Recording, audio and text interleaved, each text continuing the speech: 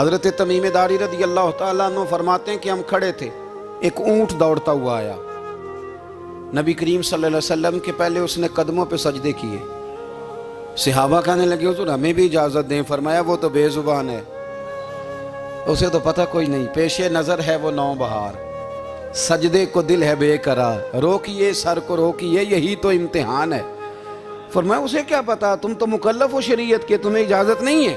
اور اعلیٰ حضرت نے 2 ٹوک لکھا ہے، فرمایا سوائے خدا کے کسی کو تعظیمی سجدہ بھی حرام ہے، یہ نوٹ کر لیں میری بات۔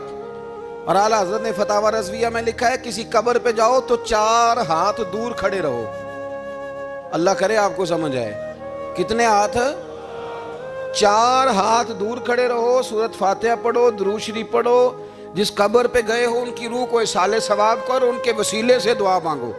اعلیٰ حضرت فرماتے ہیں قبر کو سجدہ بالاتفاق حرام ہے، طواف قبر کا کرنا بالاتفاق حرام ہے، بوسہ لینے میں اختلاف ہے کہ جائز ہے کہ ناجائز ہے، لیکن بوسے سے بھی چونکہ شک پڑتا ہے تو فرماتے ہیں احمد رضا کی رائے یہ ہے کہ بوسہ لینے سے بھی بچا جائے۔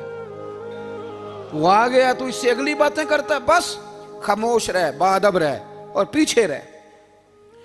تو حضرت تمیم داری کہتے ہیں یہ حدیث اعلیٰ حضرت نے لکھی ہے لمن والعلا میں، فرماتے ہیں کہ اونٹ نے پہلے سجدہ کیا، قدم چومے، پھر اس نے حضور کے کان میں کوئی بات کہی، روزے دے دوالے نے غلامہ دیاں ٹولیاں، ایک پہ سن دے کروڑاں دیاں بولیاں، یعنی اونٹ نے بات کی تو حضور نے وہ بھی سن لی۔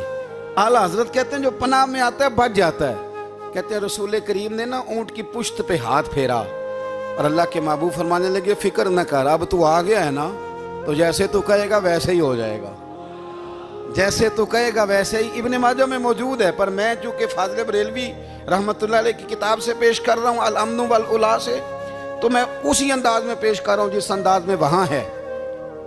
حضرت تمیم داری کہتے ہیں کہ ہماری سمجھ میں بات کوئی نہ آئی، تھوڑی دیر گزری تو کچھ لوگوں نے ہاتھوں میں رسیاں پکڑی ہیں، خنجر پکڑے ہیں، دوڑے آئے، یا رسول اللہ یہ ہمارا اونٹ ہے۔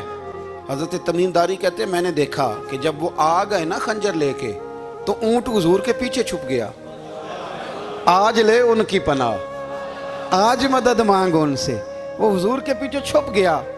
تو کہتے ہیں کہ نبی کریم صلی اللہ تعالیٰ علیہ وسلم نے فرمایا کیا مسئلہ ہے بھائی؟ یا رسول اللہ ہمارا اونٹ ہے، ذبح کرنے لگے تھے دوڑا ہے، تو حضور فرمانے لگے وہ تو تمہاری شکایت کر رہا ہے۔ وہ کہتا ہے یا رسول اللہ میں نے برسوں ان کی نوکری کی، برسوں میں نے بڑی نوکری کی، صحیح کہتا ہے؟ یا رسول اللہ ٹھیک کہتا ہے، حضور اب بوڑھا ہو گیا ہوں، تھوڑا زیادہ بوجھ نہیں اٹھا سکتا تو مجھے ذبح کر کے کھانا چاہتے ہیں، میں مرنا نہیں چاہتا۔ نبی کریم فرمانے لگے اچھے لوگ یہ صلہ دیتے ہیں، انہوں نے عرض کی حضور آپ حکم کر دیں، ہم اس کو چھوڑ دیتے ہیں یا رسول اللہ، نہیں ذبح کریں گے، خدمت کریں گے۔ حضور فرمانے لگے نہیں اب میرے پاس آیا ہے نا، اب میں نے واپس نہیں کرنا، آج ہو گیا ہے، آج لے ان کی پناہ، آج مدد مانگ ان سے، آج ہو گیا یا رسول اللہ پھر رکھ لیں۔ حضور نے فرمایا نہیں بھائی پیسے بتاؤ کتنے ہیں؟ یا رسول اللہ نہیں کچھ نہیں۔ نبی کریم علیہ السلام نے فرمایا نہیں بتاؤ کتنے، بتاؤ کتنے؟ انہوں نے کہا حضور ایک دفعہ ریٹ لگایا تھا تو 100 دینار لگا تھا، حضور نے فرمایا بلال دے دو 100 دینار، 100 دینار دے دیا۔ اعلیٰ حضرت فرماتے ہیں دیکھو ان کی پناہ میں آنے کی برکتیں کتنی ہیں۔ ان سے کہا تم جاؤ، وہ چلے گئے، حضور نے پشت پہ ہاتھ پھیرا، فرمایا جا تو آزاد ہے۔ حضرت تمیم داری کہتے ہیں وہ پہلے گیا پھر پلٹ کے آیا، اس نے نبی پاک کے کان میں کو بات کی، کئی باتیں کی، پر میں ایک بات کرتا ہوں، کئی باتیں کی، ایک بات کی تو حضور رو پڑے، اونٹ چلا گیا، ہم نے عرض کی حضور یہ کیا کہہ گیا ہے؟ تو محبوب فرمانے لگے یہ کہہ گیا یا رسول اللہ جس طرح آپ نے مجھے چھری سے بچایا ہے میں دعا کرتا ہوں اللہ آپ کی امت کو جہنم سے محفوظ فرمائے، اللہ جہنم سے بچائے آپ کی امت کو، اس طرح مجھے چھری سے آپ نے محفوظ کیا۔ اعلیٰ حضرت فرماتے ہیں کن چکروں میں پڑے ہوئے ہو، کن چکروں میں؟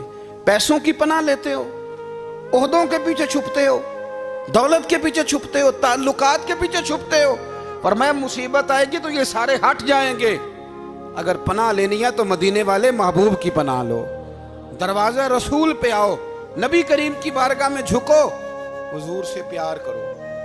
اعلیٰ حضرت فرماتے ہیں محبوب کا ادب کرو، رسول اللہ کی غلامی کرو، فرماتے ہیں پھر کے گلی گلی تباہ، ٹھوکریں سب کی کھائیں کیوں، دل کو جو عقل دے خدا تو تیری گلی سے جائے کیوں۔ اور فرمانے لگے جان ہے عشق مصطفیٰ، روز فزوں کرے خدا، جس کو ہو درد کا مزہ وہ ناز دوا اٹھائے کیوں، جس کو ہو درد کا مزہ وہ ناز دوا اٹھائے کیوں۔ انہوں نے محبوب کریم کی محبت کا پیغام دیا، صحابہ کی محبت کا، بولیے، صحابہ کی محبت کا پوری کتاب لکھی حضرت صدیق اکبر جناب عمر کے فضائل پر۔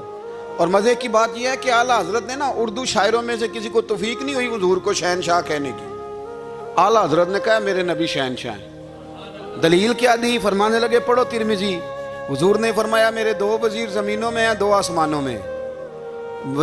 زمین کے 2 وزیروں کے نام ابو بکر اور عمر ہیں، آسمان کے 2 وزیر ہیں جبریل اور میکائیل۔